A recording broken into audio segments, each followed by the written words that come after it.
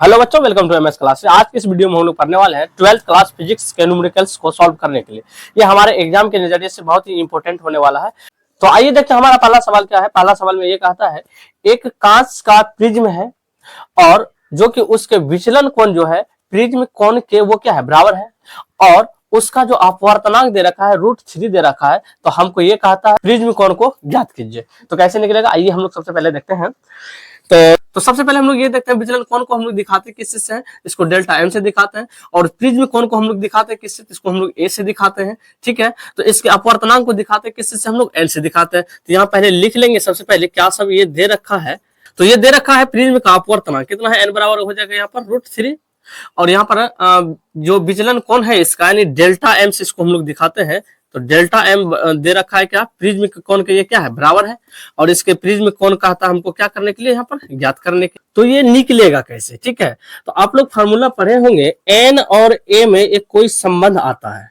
इसके लिए हम लोग अपवर्तनांक बराबर एक फार्मूला पढ़े थे, जो कि फार्मूला होता है एन बराबर साइन ए प्लस यहाँ पर हो जाता है डेल्टा एम और डिवाइडेड बाय कितना हो जाता है 2, और इसके जस्ट नीचे में हो जाता है यहाँ पर साइन ए बाय कितना 2।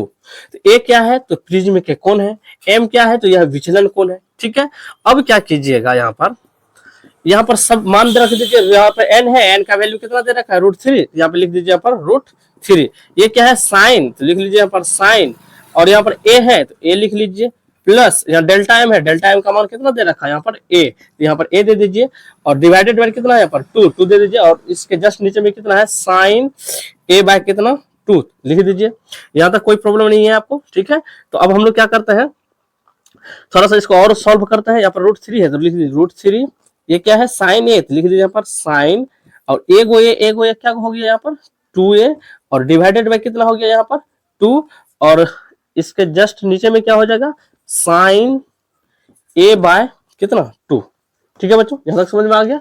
अब क्या करते हैं हम लोग, ध्यान से देखिएगा, यहाँ पर थोड़ा सा इसको कटा दीजिए, कटता है कटा दीजिए, यहाँ कितना अब होगा, यहाँ हो जाएगा √3 इक्वल, अब यहाँ पर क्या लिखे हम लोग साइन, ठीक, ये जो है ये कट ही गया, ये से ये कट गया, क्या बचा यहाँ पर ए, लिख लीजिए यहाँ पर ए, डिवाइडेड बाय क्या बचा यहाँ पर साइन, यहाँ पर कितना है a बाय 2। ठीक है, तो आप लोग यदि मैथमेटिक्स वाले स्टूडेंट होंगे तो आपको पता होगा कि साइन ए बराबर एक फॉर्मूला होता है, ठीक है, जो कि यहाँ पर हम लोग लिख देते हैं इधर, साइन ए बराबर फॉर्मूला होता है 2 sign A bye 2 into cos A bye 2। ठीक है, तो इस फॉर्मूले का इस्तेमाल हम लोग यहाँ पे करते हैं। तो यहाँ लिखिए होगा कितना √3 बराबर साइन ए जो है ये किसके बराबर है, इतना के बराबर, तो लिखिए यहाँ पर 2 साइन ए डिवाइडेड बाय कितना 2 इंटू क्या हो जाएगा कॉस ए बाय कितना 2। ठीक है, और इसके जस्ट नीचे में यहाँ क्या लिखा है साइन ए बाय 2। तो यहाँ पर क्या कीजिएगा, इसको और इसको आप काट दीजिएगा, और ये गुणम है तो इस साइड आएगा तो क्या हो जाएगा, वो भागम हो जाएगा। तो आप यहाँ पर लिख दीजिए √3 बाय कितना हो गया 2, और इक्वल में इधर कितना बच गया कॉस ए बाय कितना 2। ठीक है, तो बच्चों एक बात बताना चाहेंगे, अपवर्तनांक से रिलेटेड जितने भी चीज होता है वो क्या होता है, वो एक तुलनात्मक राशि होता है।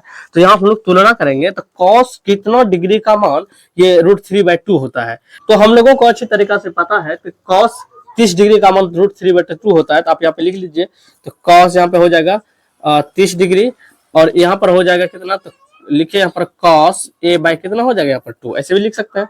देखिए कॉस से कॉस क्या हो गया, ये कैंसिल हो गया, तो यहाँ कितना बच गया यहाँ पर 30 डिग्री, और इधर ए बाय कितना बचा 2। ठीक है, अब हम लोग क्या करते हैं, नहीं कुछ है तो यहाँ पे क्या करेंगे हम लोग, बटे में 1 दे देंगे, तो क्रॉस मल्टीप्लाई यहाँ पे क्या करेंगे, गुना कर देंगे, 1 गुना 1 करेंगे तो कितना हो जाएगा यहाँ पर ए हो जाएगा, इतना गुना इतना करेंगे तो कितना हो जाएगा, ये 60 डिग्री हो जाएगा। तो यहाँ पर जो हमारा ये प्रिज्म का कोण निकला, प्रिज्म कोण निकला कितना निकला यहाँ पर 60 डिग्री निकला। ठीक है, तो आंसर आ गया है। तो आप इसका एक स्क्रीनशॉट लीजिए, हम लोग बढ़ते हैं अगले स्लाइड की ओर। तो आइए देखते हैं सेकंड सवाल क्या दे रखा है। यहाँ पर कहता है दो तरंगे की तीव्रताओं का अनुपात इतना दे रखा है, यदि दोनों तरंगे की व्यतिकरण करती है तो परिणामी तरंगे का अधिकतम और न्यूनतम तीव्रता को ज्ञात कीजिए। तो व्यतिकरण का मतलब क्या होता है, दोनों तरंग एक दूसरे से क्या करता है, मिलता है, तो कहता है उन तरंगों के अधिकतम और न्यूनतम कितना होगा वो बताइए। तो सबसे पहले ये बनेगा कैसे, देख लीजिए क्या दे रखा है, पहले उसको लिख लीजिए। देखिए तरंगे की तीव्रताओं को हम लोग दिखाते हैं किससे, उसको आई से दिखाते हैं। यहाँ पर दो तरंगे हैं तो इसलिए I1 हो जाएगा और कितना हो जाएगा I2 2 हो जाएगा। तो I1 बराबर कितना हो जाएगा, यहाँ पर 1 हो जाएगा, और I2 बराबर कितना हो जाएगा, वहाँ पर 9 हो जाएगा। तो ये सवाल हमसे क्या पूछा है, तो कहता है इन तरंगों की जो दोनों तरंगे हैं ना उनकी अधिकतम तीव्रता क्या होगा, यानी मैक्सिमम पूछता है, और पूछता है इसकी न्यूनतम तीव्रता क्या होगा, तो यानी ये पूछता है रेशियो। तो यहाँ पर होगा आई मीन तो मिनिमम, तो ये बराबर हमको वाट पूछ रहा है। तो ये कैसे निकलेगा, तो सबसे पहले हम तीव्रता के उसके बाद आयाम जैसे ही निकल जाएगा उसके बाद इस फार्मूले का हम इस्तेमाल करेंगे और इसका रेशियो क्या हो जाएगा पता चल जाएगा। तो सबसे पहले ये होता कैसे है, कैसे निकलेगा, तो यहाँ पर हम लोग लिखेंगे सॉल्यूशन। तो आयाम निकलने के लिए होता है तो I1 लिखे, यहाँ पर I2 बराबर हो जाएगा यहाँ पर A1 का स्क्वायर डिवाइडेड बाय हो जाएगा A2 का स्क्वायर। तो थोड़ा सा यहाँ पर ध्यान दीजिएगा आप कि I1 का वैल्यू कितना हो जाएगा यहाँ पर 1, तो यहाँ पे लिख लीजिए 1, और I2 कितना दे रखा है यहाँ पर 9, और इसको ऐसे आप लिख सकते हैं क्या A1 और डिवाइडेड बाय A2 और दोनों पे स्क्वायर है, ऐसे भी लिख सकते हैं। इस स्क्वायर को तोड़िए इस साइड भेज दीजिए तो क्या आ जाएगा यहाँ पर रूट आ जाएगा 1 बटे कितना हो जाएगा 9, और यहाँ हो जाएगा A1 और बटे क्या हो जाएगा A2। तो इसका आप क्या कीजिए वर्गमूल निकालिए, A का वर्गमूल कितना हो जाएगा 1 होगा, ठीक है, और यहाँ 9 का वर्गमूल कितना हो जाएगा 3 हो जाएगा। A1 है यहाँ पर लिख लीजिए A1, और यहाँ पर कितना हो गया A2, तो A2 यहाँ लिख लीजिए। अच्छा तो देखिए A1 का मान इतना हो जाएगा और A2 का वैल्यू इतना हो जाएगा। आयाम निकल कर आ गया, तब इसका जो रेशियो पूछता है उस फार्मूले को हम लोग यूज करेंगे, लिखेंगे यहाँ पर I मैक्सिमम अनुपात और क्या लिखेंगे I मिनिमम। तो इसका फॉर्मूला होता है कि यहाँ पर आयाम यानी 1 प्लस क्या हो जाएगा A2 का होल स्क्वायर, आप यहाँ पे लिखिए A1 माइनस A2 का होल स्क्वायर, ठीक है। तो अब यहाँ पे देखिए कैसे निकलेगा, तो लिखिए यहाँ I मैक्सिमम और यहाँ पर I हो जाएगा मिनिमम।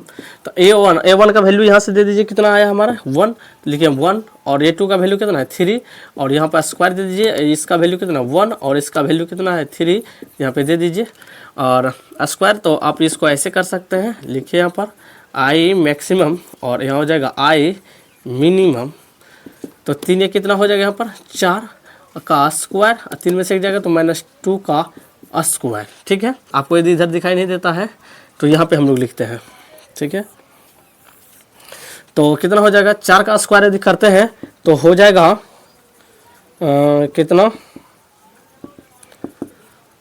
4 का स्क्वायर 16 हो जाएगा, 2 का स्क्वायर कितना हो जाएगा 4 हो जाएगा। तो इसको आप कटा सकते हैं, ठीक है, 4 बार में ये कटेंगे और ये एक का को 4 बार, तो ये हो जाएगा I मैक्सिमम यानी अधिकतम तीव्रता, और यहाँ पर न्यूनतम तरंगे की तीव्रता वह 4y कितना हो गया 1। यदि इसको अनुपात में लिखना चाहते हैं तो इसको लिखिएगा कि ये हो जाएगा तरंगे की अधिकतम तीव्रता अनुपात, ठीक है, I मिनिमम। अधिकतम तीव्रता और न्यूनतम तीव्रता तरंगे की कितना हो जाएगा यहाँ पर ये, तो ये हो जाएगा 4, ये हो जाएगा 1, तो यहाँ हो जाएगा 4:1। यही हमारा आंसर हुआ। तो उम्मीद करते हैं आपको ये समझ में आ गया होगा। तो आप इसका एक स्क्रीनशॉट ले लीजिए और आज के इस वीडियो को यहीं पे रखेंगे, नहीं तो वीडियो क्या हो जाएगा काफ़ी लंबा हो जाएगा। तो उम्मीद करते हैं आपको ये वीडियो अच्छा भी लगा होगा। तो आप इस चैनल पर पहली बार आए हैं तो सब्सक्राइब जरूर करें और लाइक करें और दोस्तों में शेयर करें। और आज की इस वीडियो को यहीं पर रखते हैं।